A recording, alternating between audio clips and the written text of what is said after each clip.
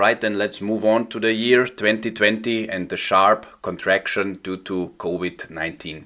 The COVID-19 pandemic caused a global economic collapse in Q1 and Q2 2020. The stock market crashed in March 2020, reflecting an extreme risk-off environment. The US experienced a deep but short-lived recession, with GDP contracting by over 30% annualized in Q2.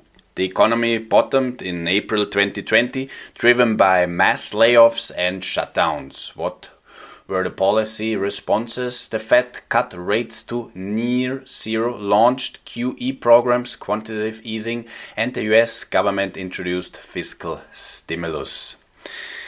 The pandemic-induced shifts led to the following in the markets. The pandemic accelerated digital transformation, benefiting sectors like technology and consumer discretionary, particularly the e-commerce and streaming services. What were the underperformers? Sectors such as energy and real estate faced challenges due to reduced demand and economic lockdowns. Financials underperformed as low interest rates hurt bank profitability. Uncertainty about loan defaults also emerged. And what about consumer staples? Defensive sector benefited from panic buying and sustained demand for essentials. But as you can imagine, there was a more nuanced picture to this. In Q1 2020, there was the crash and flight to safety, hence defensive sectors outperformed. In Q2, Q3, there was the recovery rally, tech, e-commerce and growth sectors soared. Industrials and materials also rebounded as stimulus took effect. And in Q4, the vaccine and reopening optimism, cyclicals like industrials and materials as mentioned, as well as energy, started recovering.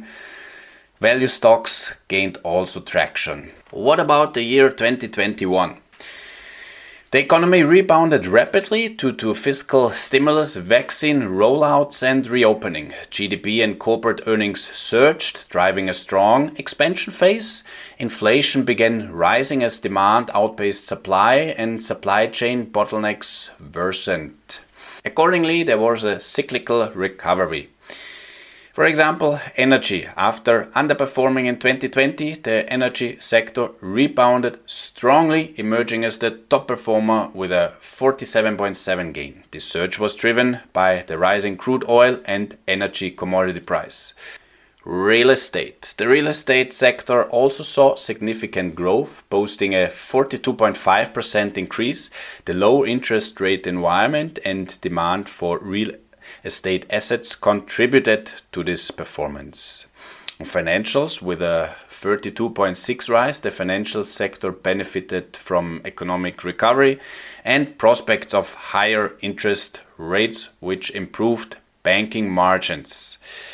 The technology sector continued its upward trajectory, recording an almost 20% gain as digital infrastructure was in demand and tech solutions remained strong. Overall, all 11 sectors of the S&P 500 posted positive returns in 2021, reflecting a broad-based market rally amid economic recovery efforts. By early 2022, the economy entered the late cycle phase, characterized by high inflation, aggressive Fed tightening, and slowing growth. The Fed hiked rates aggressively, leading to a bear market in stocks and a sharp decline in bond prices simultaneously. The economy contracted in Q1 and Q2 of 2022, but strong consumer spending and employment prevented a deep recession. What happened in the markets?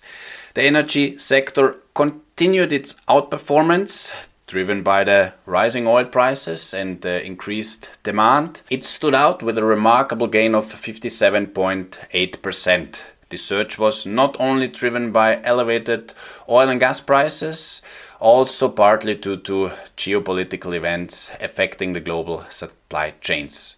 What about defensive sectors? They were moderately in decline. Utilities experienced modest declines as rising interest rates made dividend-yielding utility stocks less attractive compared to other investments. Consumer staples faced a decline of 14%, reflecting the challenges such as increased input costs and shifts in consumer spending patterns. What are the sectors with significant declines? Industrials dropped by 22% because of supply chain disruptions. Financials fell by 22% as high interest rates and economic uncertainties affected the banking and financial services sector. Consumer discretionary decreased 30% as inflationary pressures and reduced consumer confidence led to decreased spending on non-essential goods.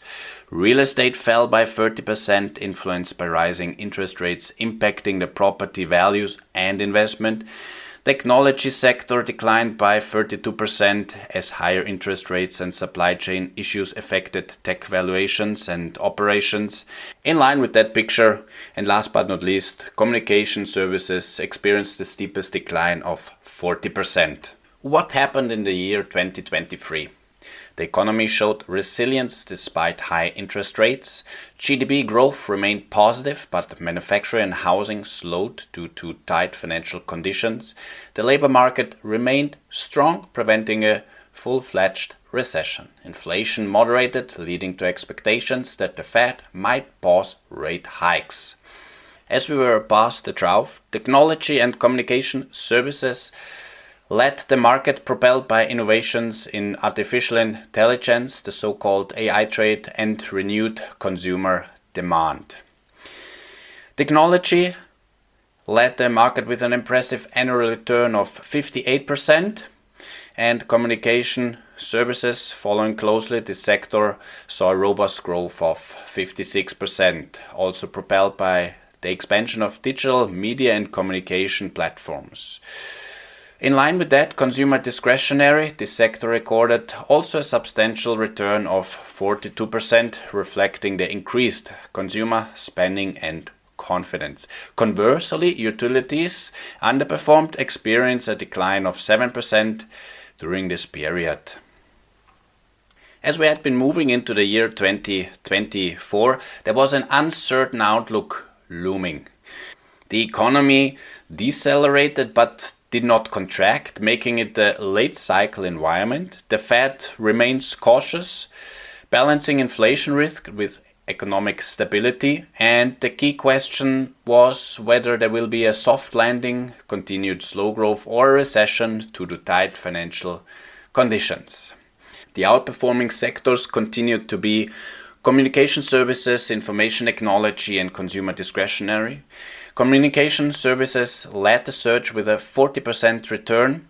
The sector benefited from the strong performance by major players like Meta and Alphabet, which saw returns of 70% and 37% respectively.